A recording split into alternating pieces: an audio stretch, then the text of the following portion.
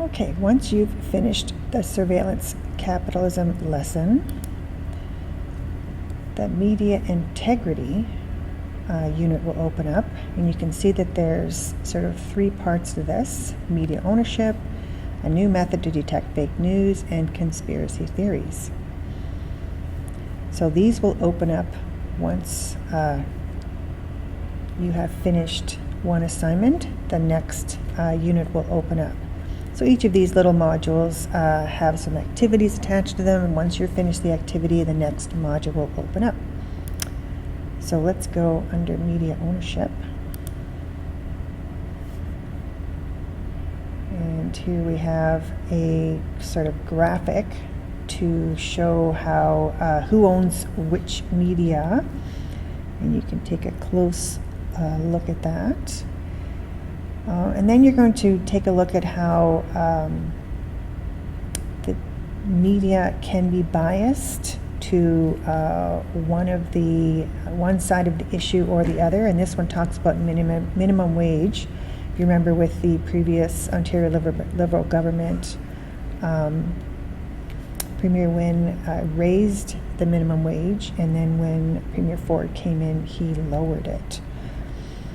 So when she raised it, there was a big kerfuffle, and businesses thought that was a bad idea, which in fact that wasn't supported by the data. So you can see how the truth can be misconstrued just by who is telling the story. And then here's three articles that you want to take a look at when it comes to who owns the media. And here we have some interesting information about the profits of Facebook and Google and how they monopolize the platforms that even host the ads. The assignment is to assess the information presented in these articles. Be prepared to use examples from each of the articles when producing your analysis. So you should refer back to the articles when you're making your assessment. And then use quotes when quoting. So answer the following questions in your analysis. What is the biggest problem that you see when one company has a monopoly? What is happening on a global level to the digital advertising market and distribution of online news? What would your code of conduct be if you were an independent journalist? What should be done to ensure that an influence-free and democratic press in Canada?